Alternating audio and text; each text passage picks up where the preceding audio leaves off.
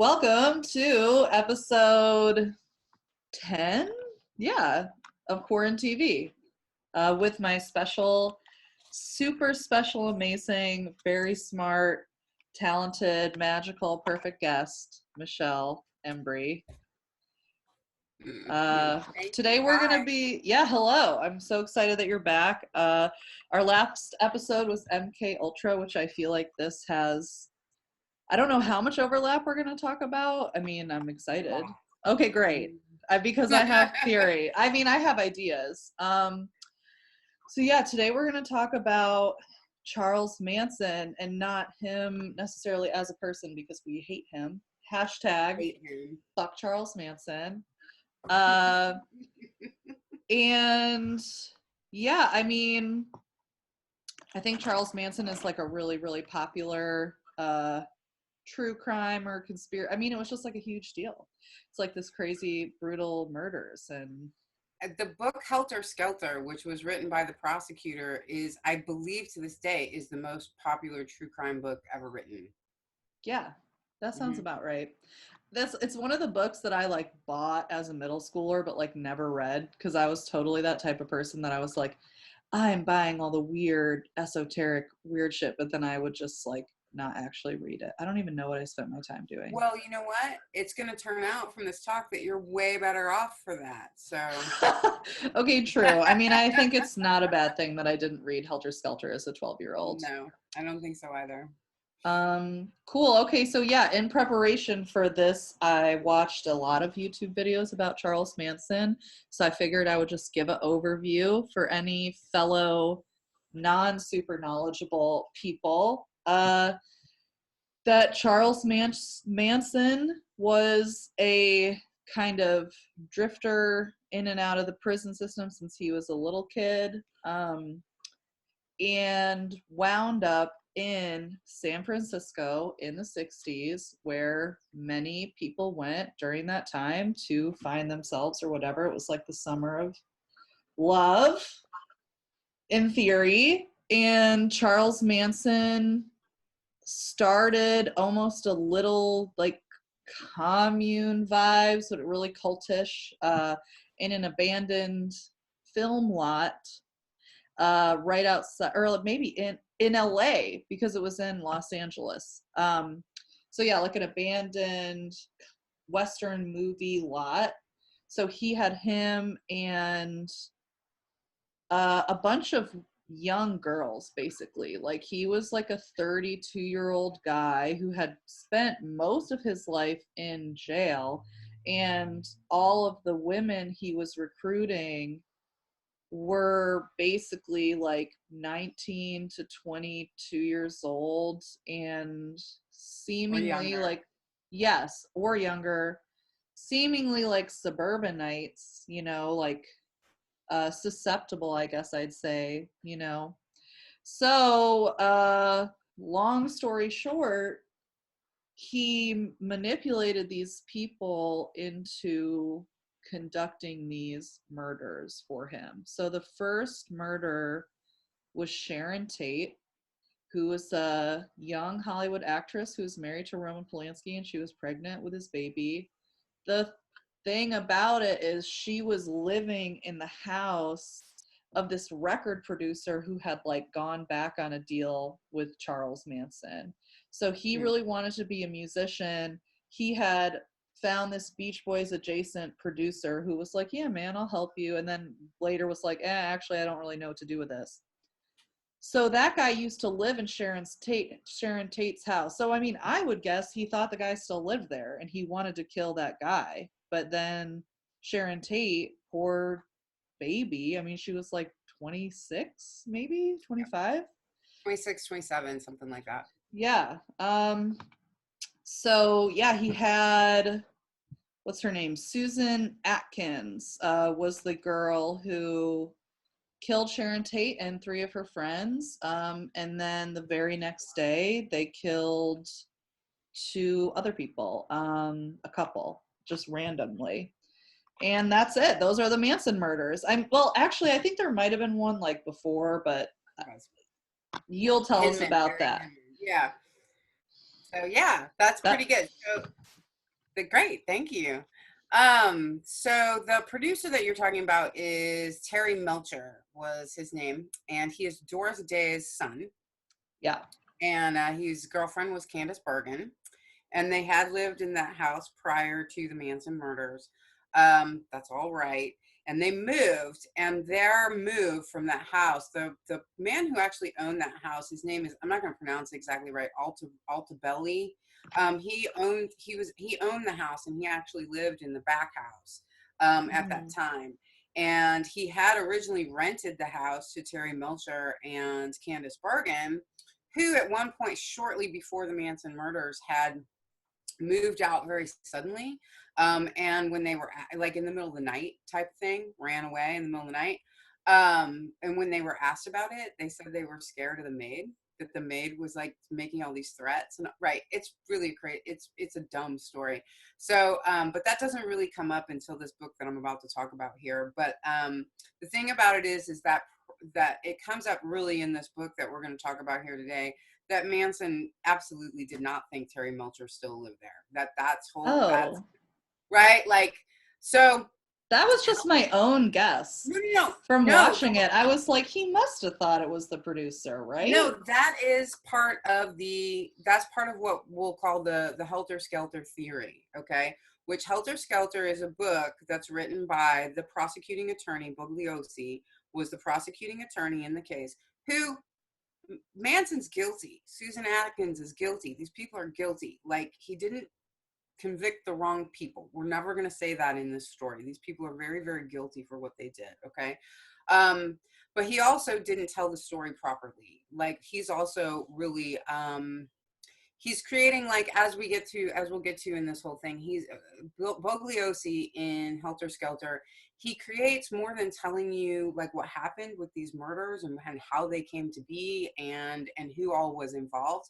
He creates this ideology around Helter Skelter that's probably really, like, Helter Skelter itself is more of an ideology. It's more of a supernatural kind of theory about the murders that really doesn't hold water. At least now we're going to say that, for many years that was kind of the definitive. I never actually read Helter Skelter either. I read another book by Ed Sanders called The Family, which I think actually winds up, I just never got around to Helter Skelter. Like, I read The Family. There's so many books. There's so many books, and I read The Family by Ed Sanders, which was really good.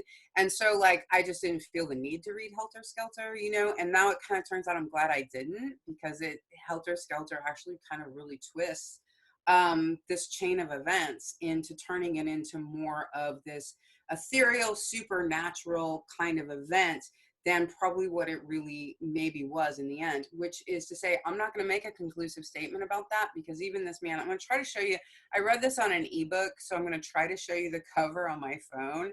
I don't usually read ebooks, but I read this ebook, but it's a new book that came out in 2019, and it's by a man named Tom O'Neill, and it's called, that's the cover. Okay. Chaos, okay. Charles Manson, CIA, the 60s. All right. Yeah. Okay. So, like, the thing is that came out last year, and maybe I saw that book somewhere, I would not have been interested in it. Like, I don't care about these murders. I don't care about Charles Manson. Like, I don't care about, as one of my friends, I was writing about this book on Facebook, and one of my friends is like, no, you can't celebrate these things. I'm like, whoa, I agree. Like, which would have been why I wouldn't have picked up a book with this title.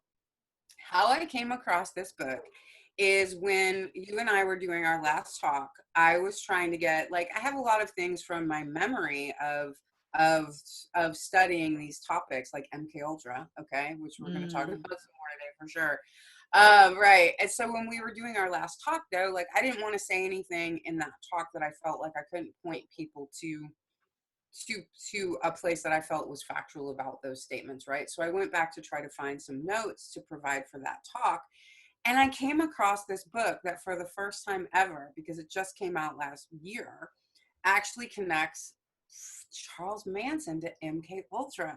I have to tell you, as much as I've studied the topic of MK Ultra, and even though I have, this background to a certain degree, at least a pop culture background in Charles Manson, I never sat down and said that must be connected, but it probably most absolutely is. So Tom O'Neill is the author of this book that came out in 2019, and the only reason I took any interest in it is I wound up reading an excerpt in it about Louis Jolyon West's connection to Mm, Charles Manson. You remember we talked about him, Dr. Jolly. yeah. Like, I literally consider him, in all of my life of reading all of these scary things, Dr. Jolly, I think, is the ultimate villain. And part of it is his name, but he really is the ultimate villain. And so when I found him to be connected to Charles Manson, I was fascinated. And I Well, let got the me book. just jump in with a recap of who that person Yes. is for people who don't Yes. remember, which is he is a psychiatrist who is just weirdly connected to the Unabomber, to the person who assassinated Robert Kennedy.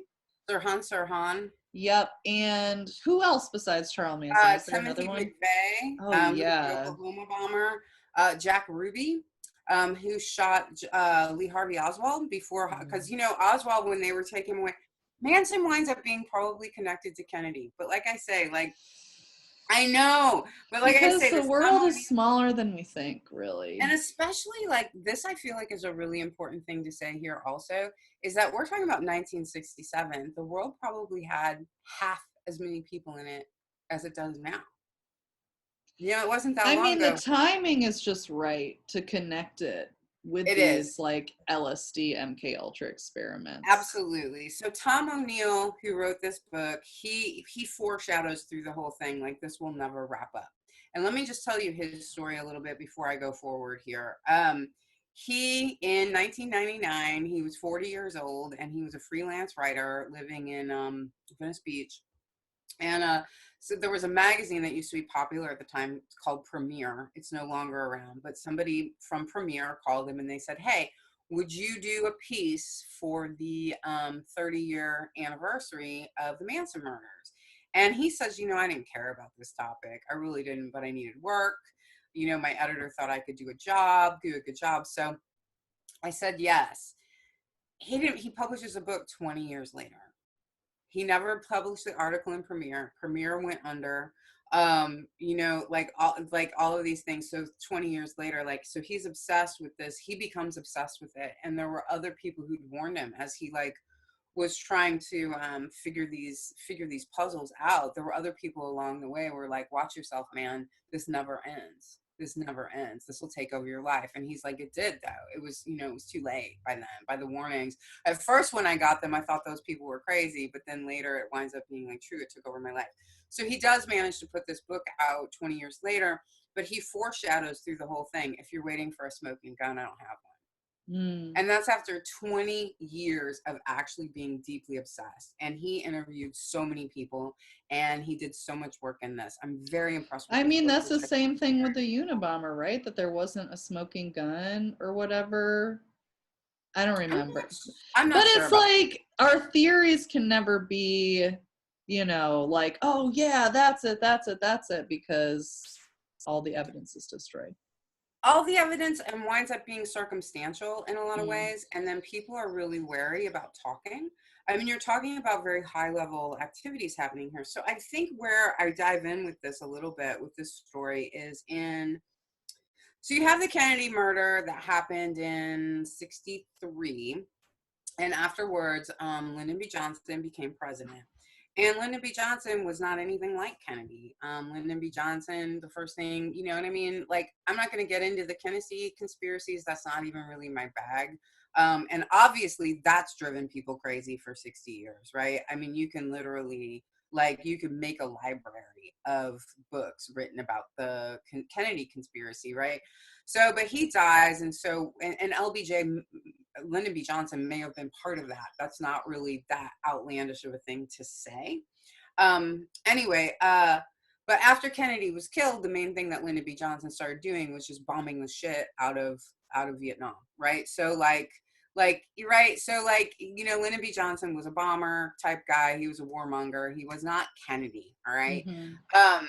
So one of the things that Lyndon B. Johnson became insanely paranoid about was the left, which is not to say liberals. And I think we still have this, this is very important right now in this country, the difference between being part of the left and being a liberal, because you'll hear people say, well, don't divide the left. Well, nobody's dividing the left. You have liberals, you have the left, and then you have a very unified, what we might call right, because that's like, if you look at it as a canoe, right? So the right kind of keeps that's the person that just keeps going, right? Just keeps, putting the oar in the water and keeps the boat going. And then the front is more driven by the liberal aspect, but whatever. So this was happening in the 60s also. But what you had in the 60s was a highly developing left coming out of, at the time, the most populous generation I think they'd had in history, right? The boomer generation. And so you had this young generation of people, and not just young people. People were fighting back against like McCarthyism and House Un-American activities, and you had a lot of really regular people who were joining the left. This is my point.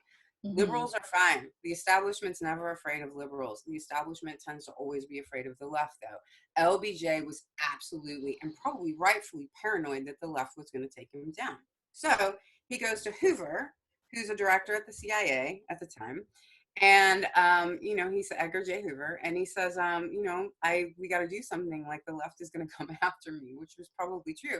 And the left is going to draw in all these liberals, right? These liberals are going to become leftists, and then I'm going to lose them, right? Right now I've got the liberals, but if I let them become leftists, I won't have them anymore, right? So anyway, J. Edgar Hoover reopens a project in the U.S. government, which was used before 67. This is 1967 I'm talking about. It was used before 67. It's used to this day. It's the shorthand for it is COINTELPRO, which is counterintelligence program. Okay. So that stuff's really dangerous, and you can talk to very young activists who are very familiar with COINTELPRO tactics.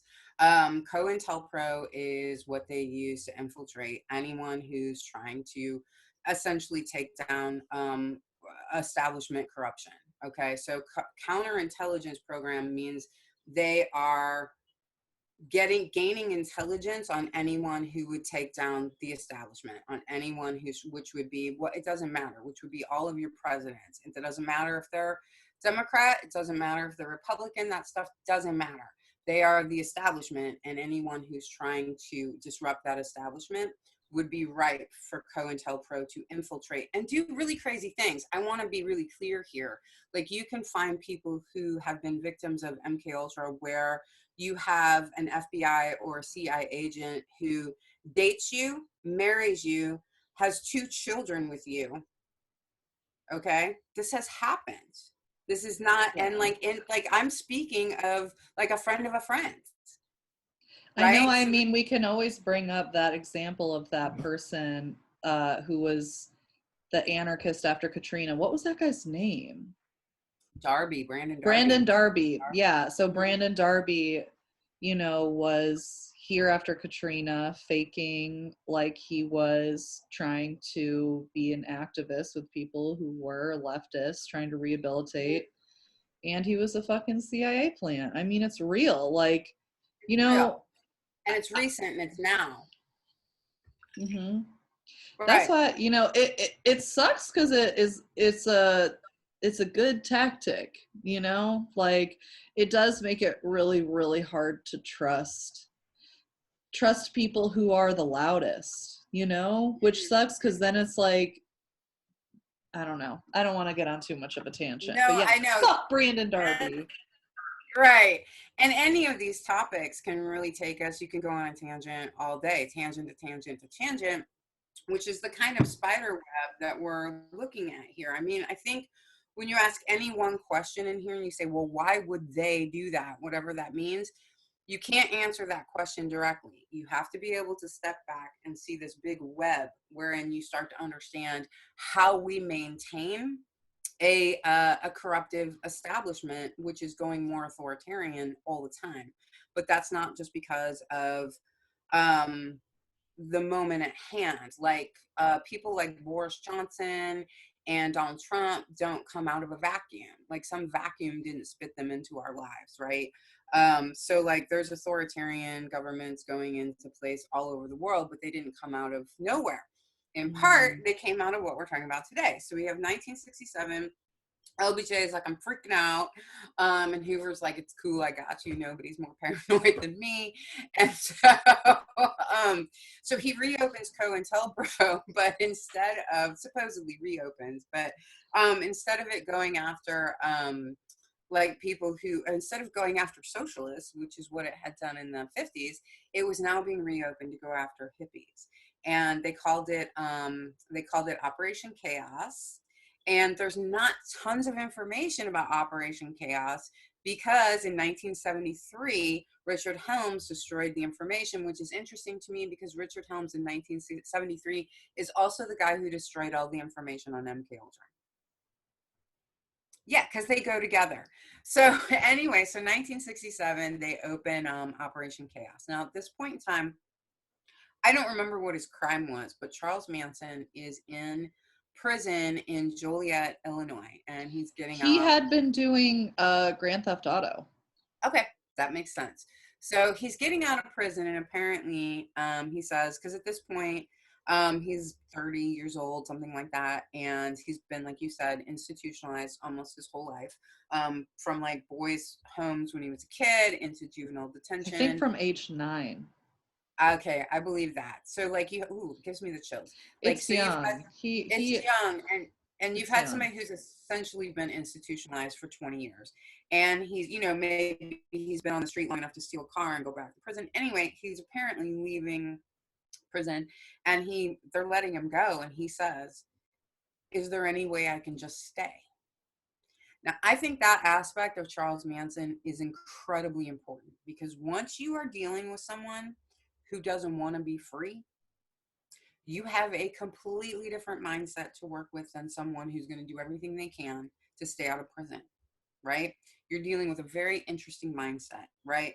Somebody who's not going to try to be free. They want to eventually go back to prison, which he did. He didn't even spend that much longer out of prison, right? Only a couple more years to start a cult and commit these murders. So anyway, here's the thing though. Here's where things get really interesting and nobody can really answer this question. Roger Smith was a parole officer in California at the time. And for some reason, he personally goes to Illinois, which Joliet's right outside of Chicago. And he drives Charles Manson back to San Francisco. Why? We can't answer that question. Wait, who is this guy? His name is Roger Smith, and he winds up being Charles Manson's parole officer. Now, here's what's interesting about this, is that Roger Smith, and there's so many names in this, there's so many people in this, so you'll have to forgive me. This is all coming out of O'Neill's book, Chaos. If you're interested in reading it, it's very readable, and you'll understand, once you read it, you'll understand why these details are hard to even talk about, even just though I just read the book, okay? Yeah, so it's a lot. It's a lot, and there's a lot of different characters and a lot of different people, and none of it really makes any logical sense once you get into it. O'Neill is not even really sure how this happened. Why were they so interested in Manson? The only thing that I would say, and this is my speculation, why did they become interested in Manson? I want to say again, there was about half the number of people in the world that there are now. So you had much fewer people, okay? You had someone who had no family. Okay, this is really important. And it's interesting, he had no family, right? But he has no family. He has nobody going to bat for him. And not that they, anyone should have again, but he doesn't have any family, so he has no connections outside of the institution, and he wants to be institutionalized. So this probably made him very pliable for what they were about to put him into, which was this clinic that opened up in the Haight-Ashbury in San Francisco. And it was not a clinic. Not a clinic. That's where it starts, baby. That's where it starts. They put a Unabomber into that clinic in Harvard. Yep. The clinics are where it starts. That's right. Oh, Lord. So my theory, and this, I'm not even getting this from O'Neill, this is my theory, is that this guy was just kind of ripe for what they wanted him to do and probably had shown a lot of a type of sociopathic charisma. I mean, I can look at people like it's at this point in time and I feel myself being pulled towards them. I'm like, it's probably because they're some kind of sociopath, right? Sociopaths are just tend to really pull us in towards them. They just do. So he probably showed a lot of sociopathic traits. He had no family and he wanted to be institutionalized. I mean, So if there's a lot of discussion about Charles Manson between whether he's a psychopath or a sociopath. So it's one or I'm the other, you it's one know? or the other. I'm comfortable with either.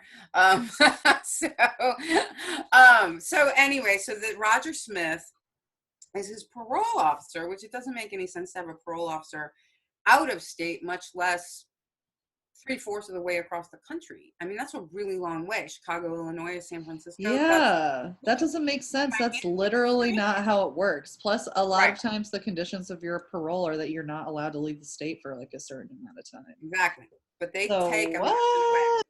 Now, Okay. Roger Smith later will say, Roger Smith, the parole officer, when he's questioned by Tom O'Neill, the writer of this book, many years later, about many of the things that Roger Smith winds up doing, which are crazy. Okay.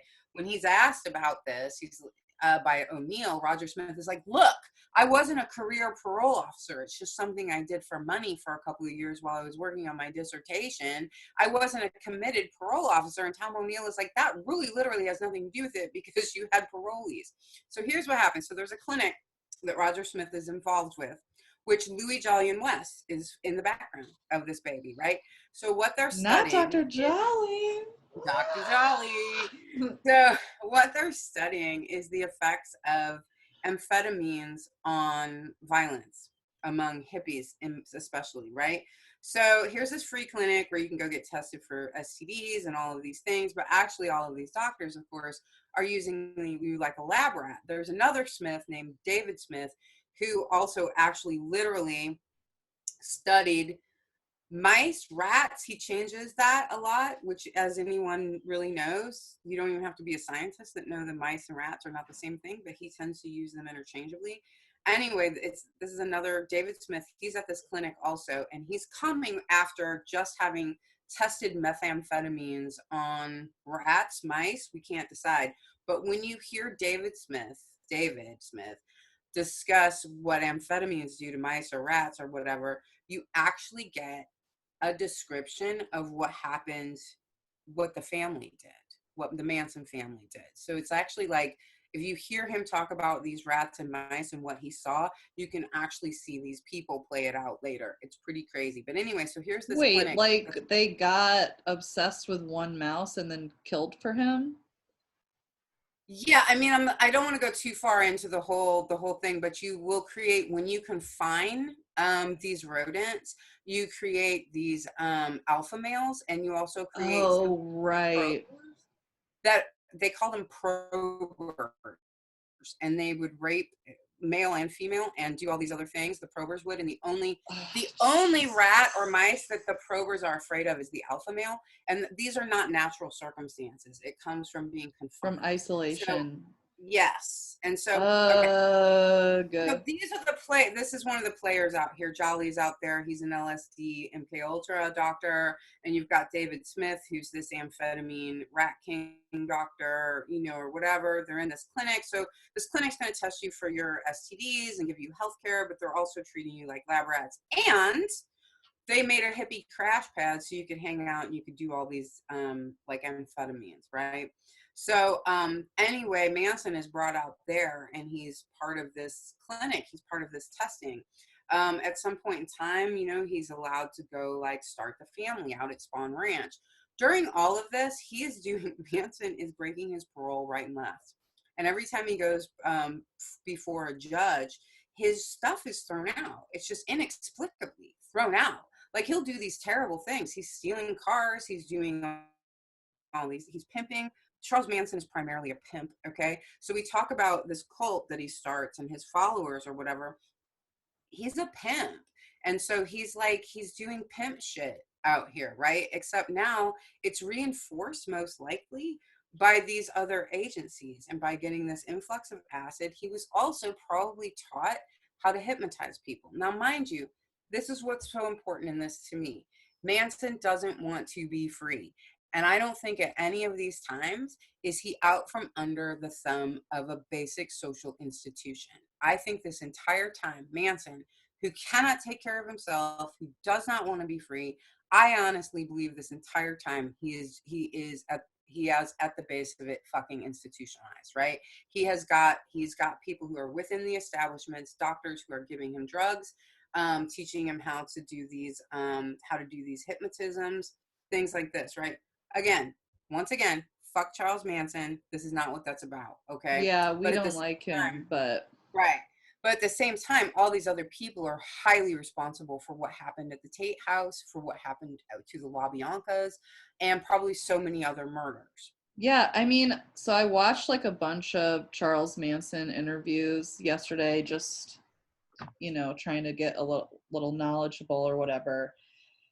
And yeah, he really seems confused by the social rules that exist outside of the prison system. Like it doesn't make sense to him. Like it is just opposite of what his core value system is that he learned in the prison system, which is obviously really different. Like when he Yes. talks about, like, he's really obsessed with like not being a liar, because like in jail when you lie, like you get beat, and how like in the real world, and like especially with his mom, like these women hating psychopaths, but Yeah. yeah, how he just like has these trust issues that he didn't see. Like he didn't have trust issues inside prison. It was a life he understood. And I think during the times of the murders and all that, he was actually really connected to, like, I think the system, these are my ideas, but I think the system was really a father to him. And so I think that anyone connected to the system came across as a father for him. So he's running around with this clinic, his girls, I mean, he's a pimp, right? His girls are going to the clinic getting drugs. At the one time that they move off the Spawn Ranch and they move into Haight Ashbury, he moves in around the corner. Roger Smith, his parole officer, is connected with this clinic, which is really this experiment. And so for parole officers that are part of this clinic, right, they have three different kinds. There's three different kinds of parole officers. There's your regular one that has about 100 cases. There's the interim parole officer that has about 40 cases. And then there's what's called an intensive, which are parole officers that have about 20 cases. It's all connected with this clinic. So all of these parolees are getting drugs and they're seeing their parole officers, all this stuff. Okay, so Roger Smith starts as in the middle, and he's got about 40 parolees, and one of them is Manson. Doesn't take very long before this man, Roger Smith, this is a really good one, has exactly one parolee named Charles Manson. What? Mm-hmm. All It's of a not sudden, even like Manson was this like special criminal. He was stealing cars. yeah, exactly. Right. So there's some other things, but here's the other thing is that Roger Smith, they had quite a relationship, and Roger Smith really was very enamored, apparently, of Charles Manson. And Manson, who apparently wasn't actually fully literate, was obsessed with Stranger in a Strange Land, and he would carry a copy of it around. And he called himself, I forget what the main character's name was now, but Manson considered himself to be that Valentine, I think, Valentine Michael. That he considered himself to be that. But then there's another character in the book called Jubal, who is a protector of Valentine. And Manson referred to Roger Smith, his parole officer, as Jubal. So since Weird. Manson was barely literate, like Heinlein's book, it's kind of a tome, like it's a big book. I'm not sure that Manson could have read the book. I think this is my theory. I didn't get this from O'Neill, but thinking this through, I'm like, I just kind of wonder if it wasn't part of his MK Ultra programming, his own programming, was that he saw himself as the character in Stranger in a Strange Land, who also like has all these women and all these things. Anyway, he calls Roger Smith, his parole officer, Jubal. That's his protector. I mean, right? That's And not. it's crazy. And Roger Smith is his only parolee is Manson. Um, so that's kind of that situation there, and that's happening in like 67 to 69. That at this point they're living on Spawn Ranch, which is its own kind of interesting psychology because it is an old like movie set. It's an old Western movie set, like you said, but those structures are still there. So you have all of these So is people. that in San Francisco or LA? It's in Death Valley, which I don't actually. I think that's outside of LA. I I'm think not that's sure. outside of LA, but Haight Ashbury is in San Francisco. Is in San Francisco. There's I'm just all this. trying to understand. I mean, it doesn't really matter, but It doesn't matter, but I mean, in some ways it does, because there's also these points that come up where you have parole officers who drive from San Francisco. They drive 1,000 miles to LA to do things like pick up Susan Atkins and they bring them back to San Francisco and things like this. So you have all of these parole officers and these people in the establishment who are doing these bend over backwards crazy things. Okay, so Roger Smith, the parole officer, at some point in time, he adopts Manson. He and his wife adopt Manson's firstborn son, who was born to Mary Bruner. They adopt the child, and they're raising Manson's child.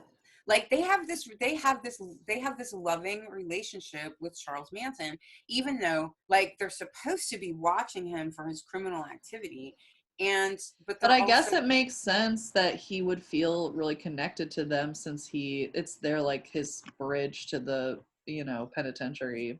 the institution. Yeah. So, yeah, I'm not exactly sure what the next step is to go from there because there aren't next steps here. There's just other parts of the puzzles. If we're interested in what happened at the Tate So this LaBianca, is still all before the murders even happen that he's having this relationship with his parole officer. yes, So and this, that is just double, triple weird because it's like well, obviously they had something to do with it because these are like the thing with the parole officer turning it to having him as his only client when Charlie Manson was a car thief, like that doesn't make any sense. It just doesn't it make doesn't make sense. any sense. And then even with some of the main girls, Susan Atkins in particular, like she also was, even before meeting Manson, she had a record, and Right. she was in trouble constantly, and she would just get picked up and she'd be like, whatever, I'm gonna call my man, not even probably meaning Charlie. It would be like whoever was protecting her, and they would come get her out of jail when she should have been going back to prison. So there's all kinds of establishment protections for these people. So Operation Chaos is underway, and the idea, what LBJ says he wants to do, is break the spine of the left. So I honestly think that this has a lot to do with it. When you have this clinic that's testing these methamphetamines or these amphetamines, I think it's Dr. Jolly, who comes along later. He's the LSD guy, right? Yeah. These other people at the clinic, they don't know anything about that. They only know about speed. And so I think he brings in the LSD. I think at some point in time, Manson is taught hypnotism, which is great. He's already a pimp. He already knows how to manipulate women into this kind of thing, manipulate people in general. He was just a really good manipulator. And then on top of Mm-hmm. it, he was protected. I mean, there's some stories that the Manson girls tell about police coming to the Spawn Ranch because they would come out for a variety of reasons because those people were committing crimes all the time. Car theft in particular. They were stealing cars and turning them into dune buggies, right? So the cops would come out at these different points in time, and apparently Manson would go out and he'd make these big displays in front of the cops and kind of wave his arms, and like do his crazy Manson thing, and the cops would leave. And I can't imagine what if you're part of his cult or his pimp, you're one of his girls, whatever, to be standing there, 19 years old, probably like raised yourself from earlier in your life, high on LSD almost all the time, and you see this guy who claims he's Jesus saying like, go away, cops, and then they do. What do you think?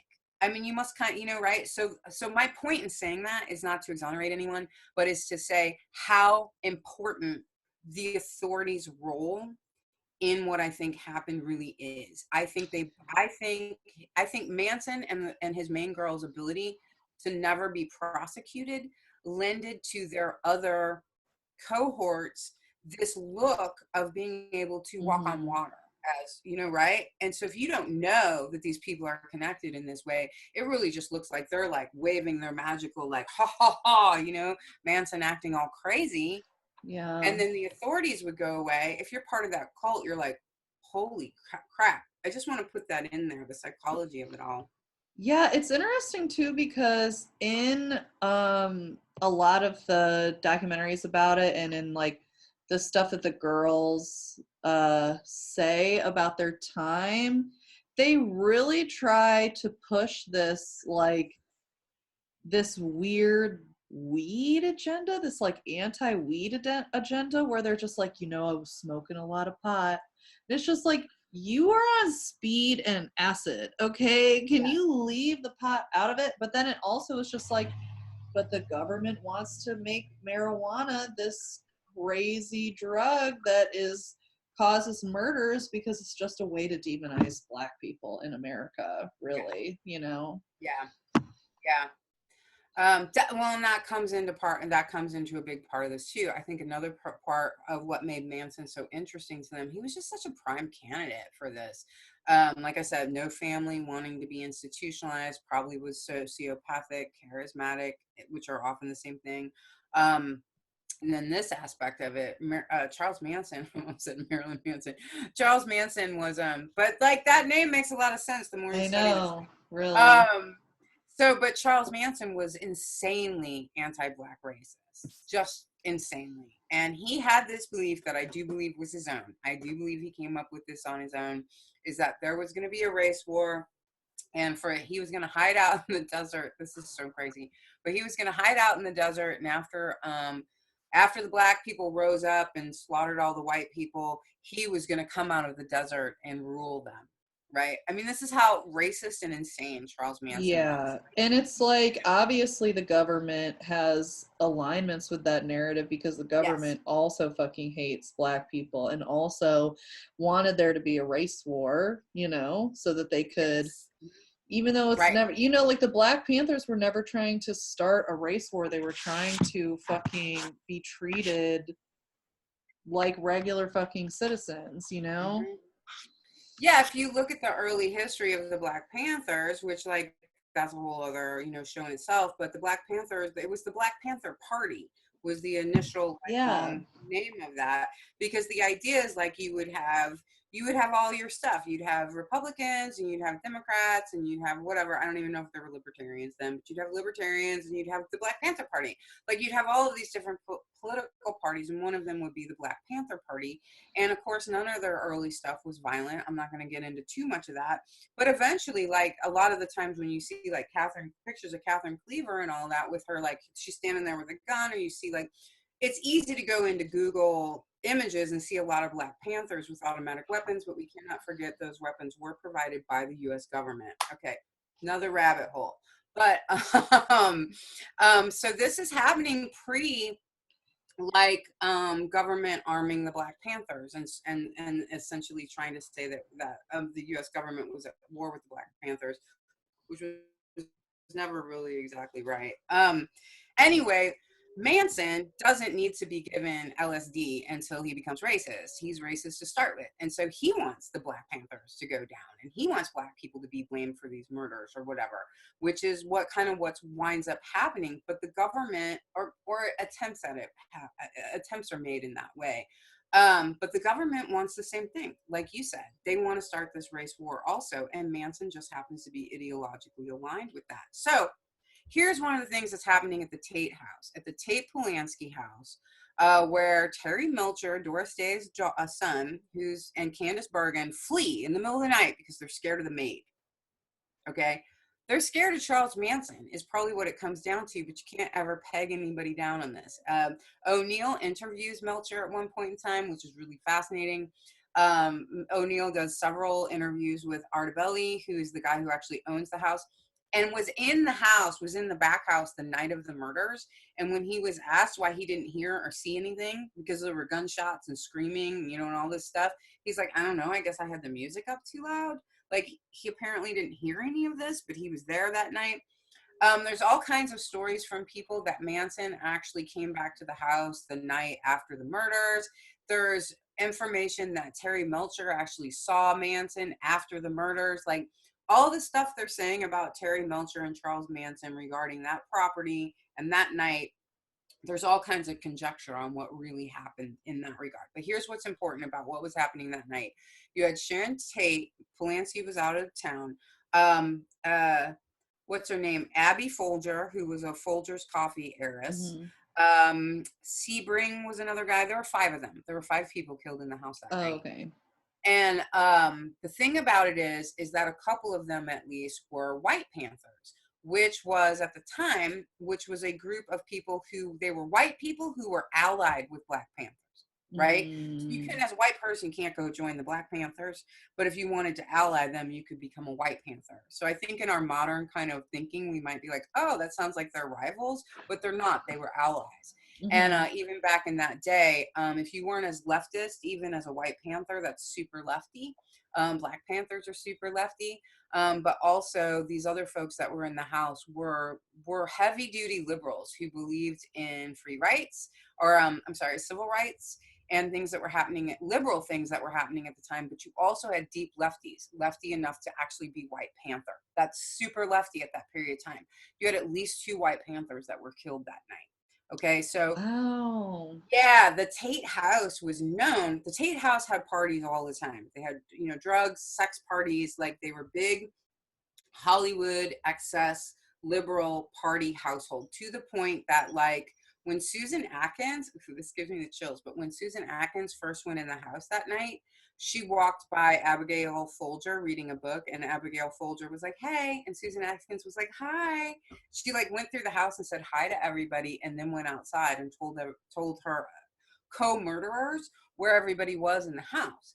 But the house was such a party house Oh, that they if didn't you even looked think it up, was weird that some random person just walked in. and the other thing that people will say about the times too is they'll say it was a weird time because you really couldn't tell the difference. Like, you couldn't tell the difference between, like, Hollywood brass and dirty hippies from Spawn Ranch. Everybody was kind of the same, and you really didn't know, or not even so much the same, but it wasn't unusual. Hollywood brass hung out with dirty hippies from Spawn Ranch. So, like, nobody looked out of place back then. Which, like, Mhm. some of the stories about, like, really what happened to Hollywood and how Hollywood themselves went on lockdown after this is also a really interesting corridor in the rabbit hole, right? Because, like, it changed how all of these people behaved. Right. Because They look at were what happened saying that how night. like Steve Susan Atkins. McQueen would drive around with like a shotgun in the front seat of his car and shit. I believe it. So yeah, so she walked into this house, so, and was like, hey, so you had this time period, where this could happen, and it just did. But I don't think the fact that you had civil rights, powerful, rich, white civil rights liberals, and powerful, I mean, Abigail Folger was apparently, I think they're saying that she was a White Panther. So, like, that's a rich heiress who was like, Let me no, look I it up. want, like, I don't even just want civil rights for Black people. I want full liberation, right? Now she's dead from these people who were part of an MK Ultra program. So that's something that was going on in that household. One of the one of the Beach Boys killed himself over this stuff, right? Which one? Not the drummer, did he? I forget, was it Dennis? Was it, because Dennis, I'm sorry, now, right, his name is slipping my mind right now. There's so many names in all of this. But the main Beach Boy that brought Manson around. I mean, I think another aspect of this story would be Manson did want to be a rock star, and for maybe a moment in time, there might have been this moment where he didn't want to be institutionalized, and maybe he wanted to be a rock star.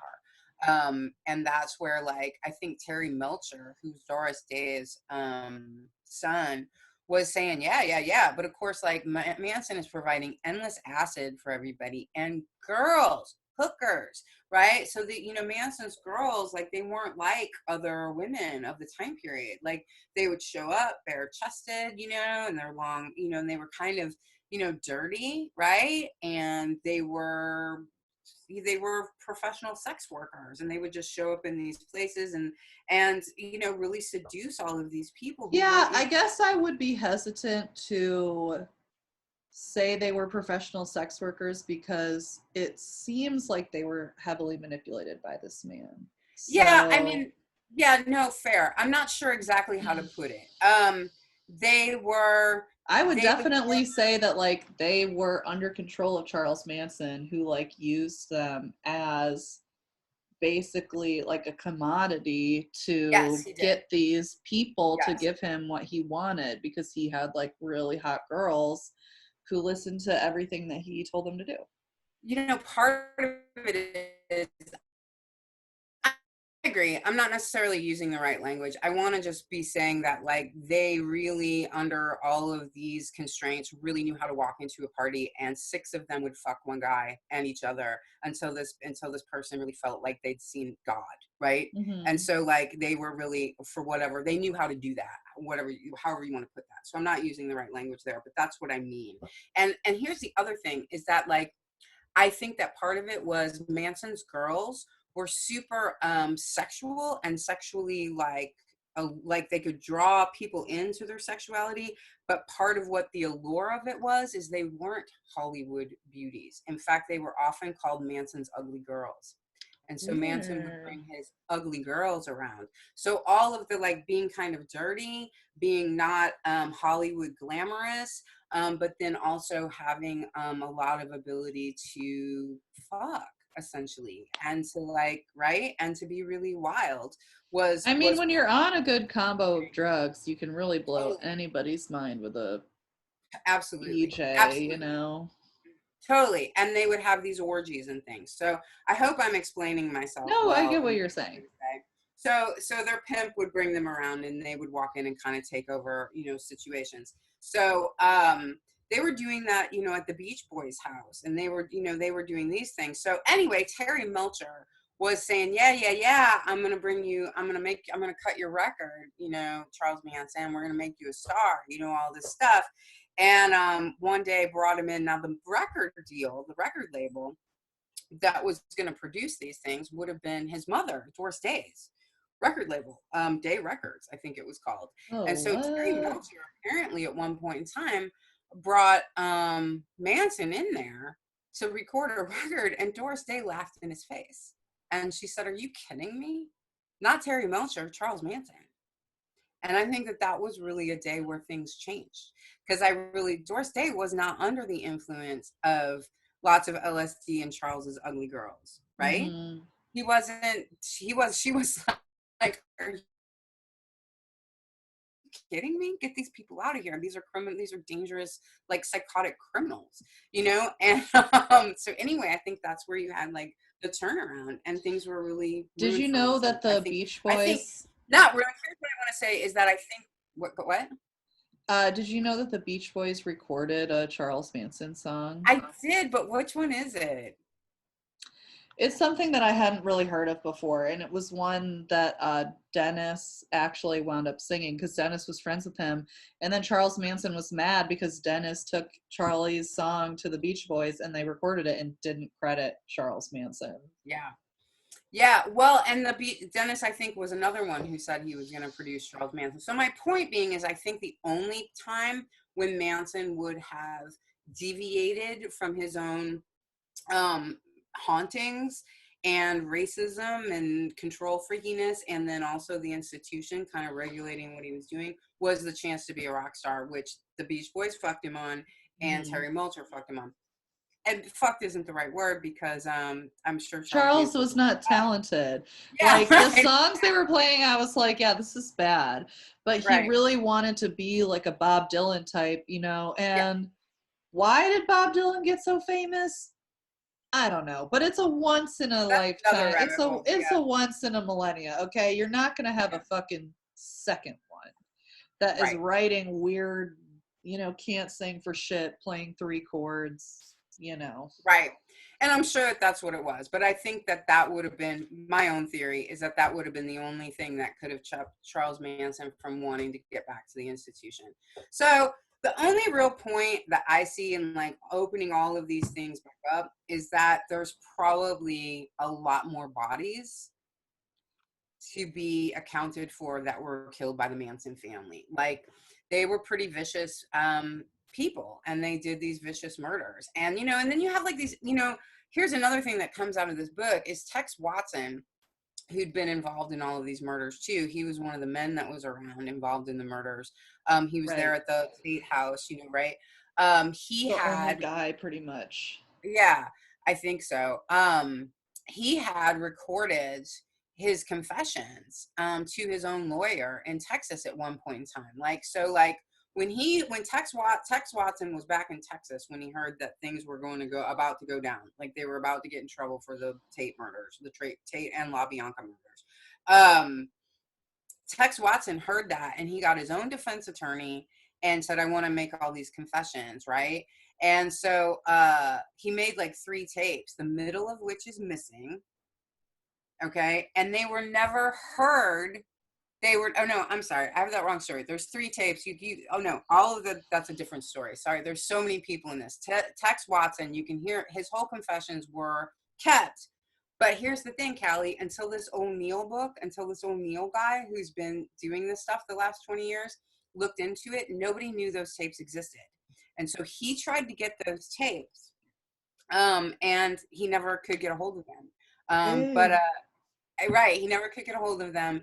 And then Leslie Van Houten, who's still in prison, wanted the tapes, and they wouldn't let her have the tapes. So somebody died, and it changed all these hands, but nobody's ever going to hear the Tex Watson confession tapes, which actually makes no sense, because there's probably a lot on those tapes that not only indicates that there's more bodies than just what we think there are, but is probably indicting all of these establishment people and what happened. Why don't they want anyone to hear?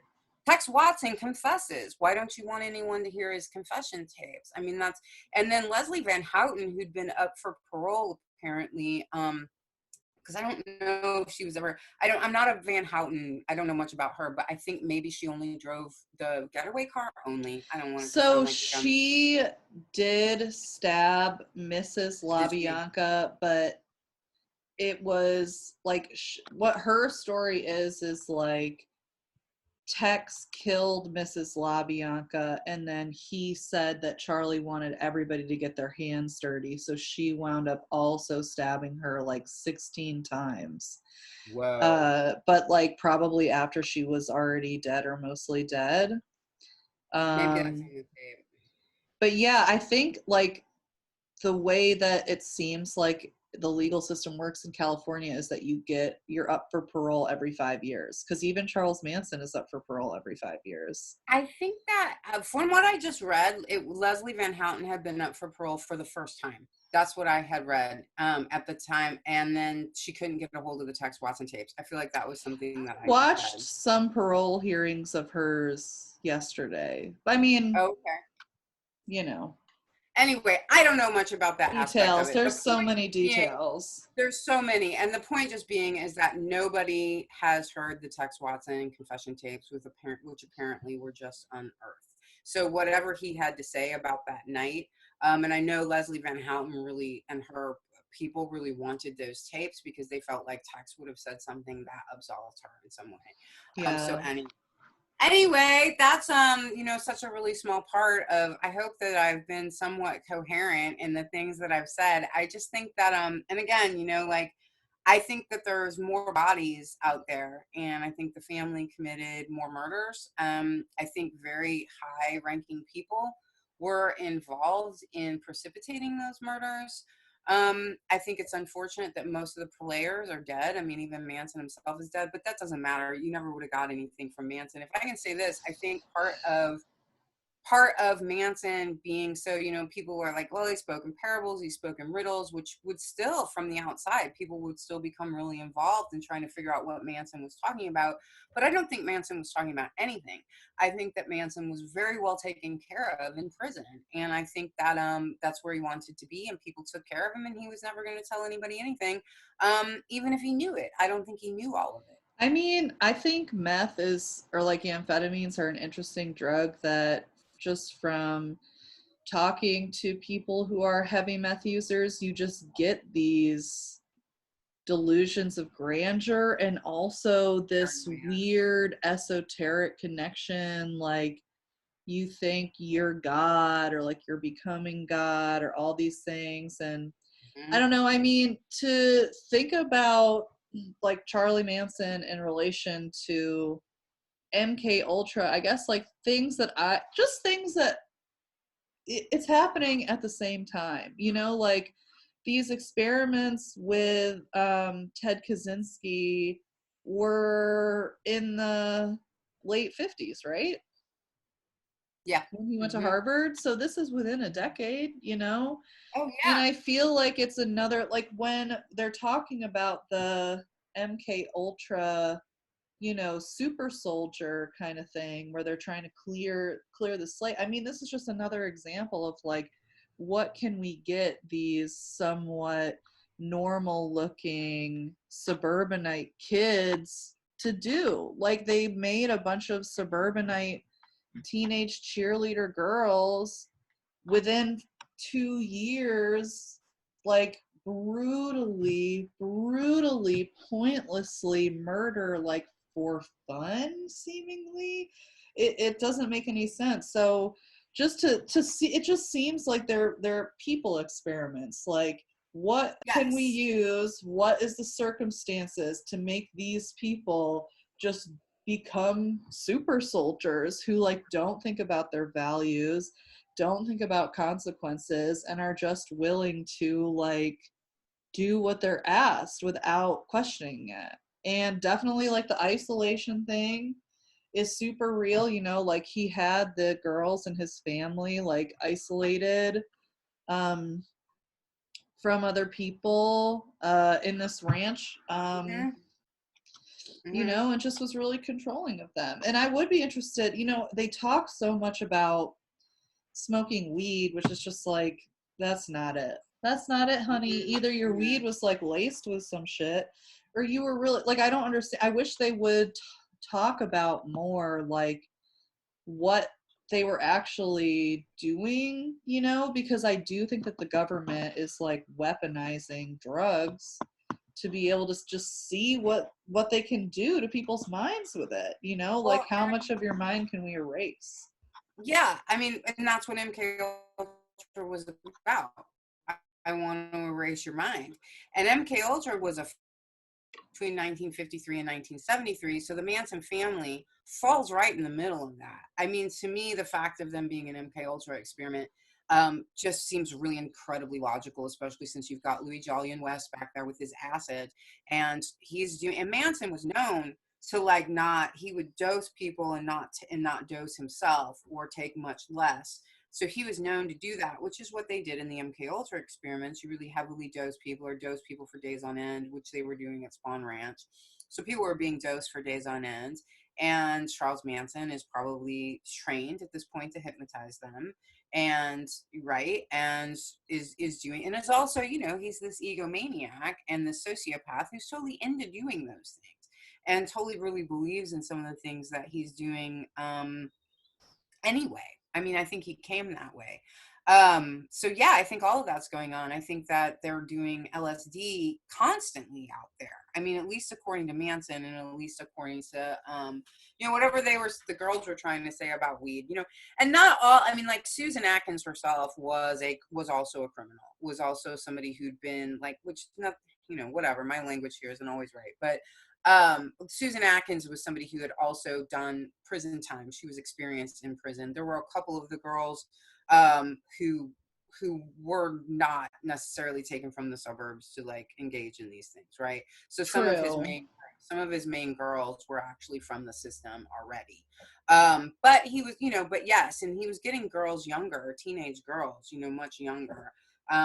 Anyway, yeah, and they were isolated just like you said, and they're full of LSD.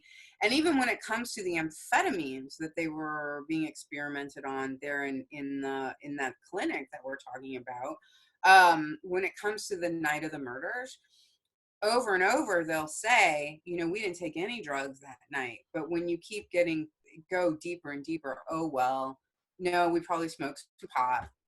oh, well, I guess we took some LSD. And then in other stories, Susan L. Atkins will say, I swallowed, some amphetamines on the way there.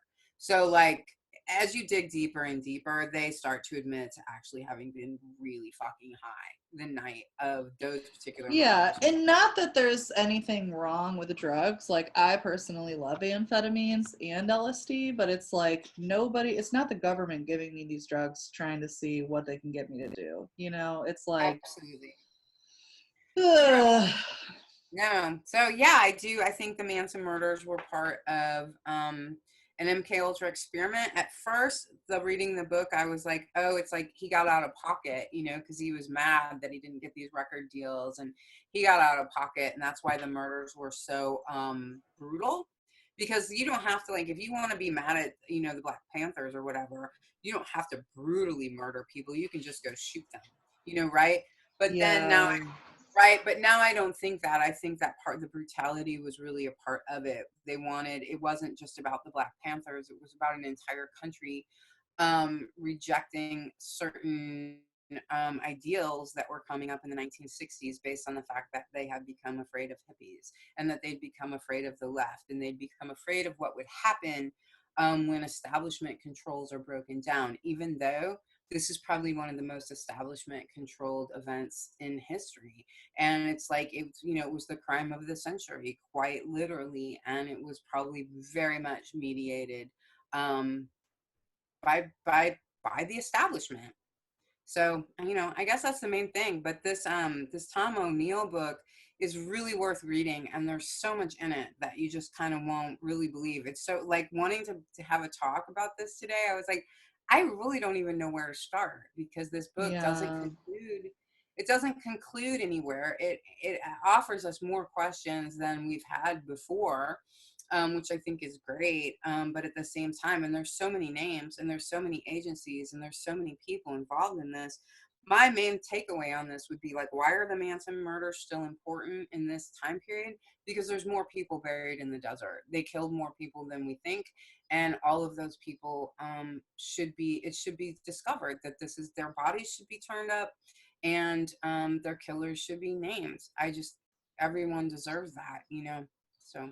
Yeah, and I think it's important because just like recognizing the actual lengths that like the government goes to, and like the lack of care that it actually has for the people. I mean, it's glaringly obvious, during our current crisis that like the government doesn't care about people, but like I just feel, I don't know. I mean, I'm very personally interested in the ways that the government has used human beings as experiments for their war machine, Mhm. and it's all Mhm. just like parts of it, and this, I mean, I've definitely never feel like I've dove into the Manson murders because like what the fuck do I care? Some evil guys doing evil shit, but like really when we were talking about MK Ultra for our last video and you brought that up, I mean it's so,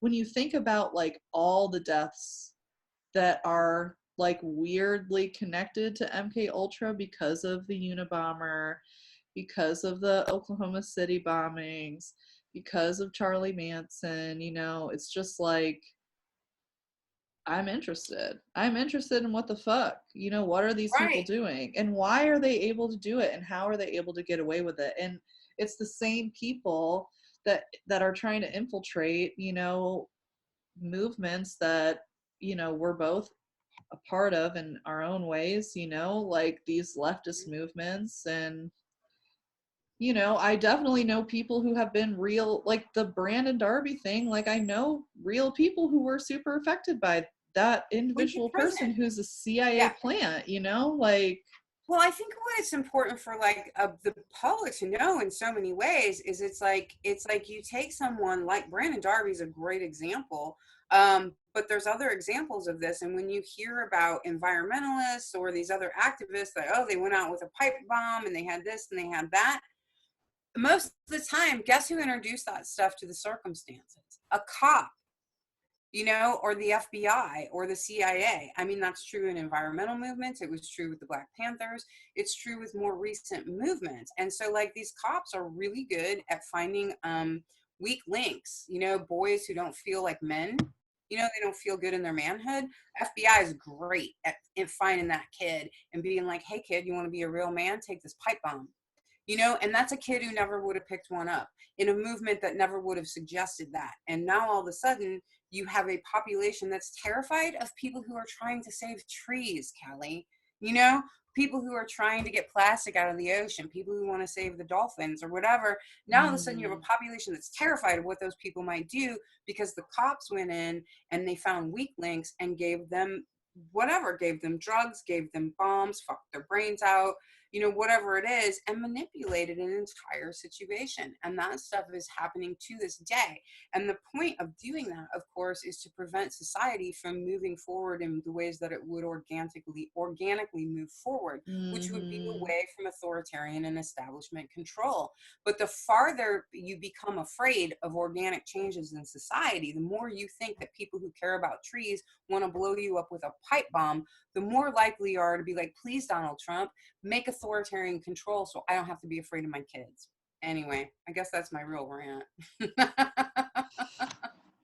I mean, it's part of it. That's why we're interested in these things, you know. Yeah. I mean, I I'm really glad you are. I have no fascination in innocent people getting murdered. You know, it feels that's not interesting, but it's interesting to know, like, just to see the extent of like what our government's willing to do and like hide and lie about, you know. And hide and lie about it.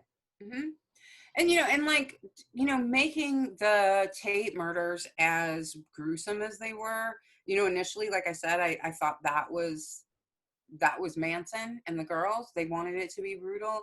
And the more I look at it and the more I think about it, no, the brutality of that is what scared the shit out of rich Hollywood people and out of rich liberal leftists. You apparently used to have a lot of wealthy leftists. And you haven't since that period of time. Because look what happens to you. It's not even just you get shot. Those murders are incredibly brutal. If anybody is interested in this book, and I hope people are, it's really good. It's really readable. There is a chapter in it that is, there's one chapter near the beginning that is highly graphic, considering the night of the Tate murders. I don't think it's gratuitous. I think there's a real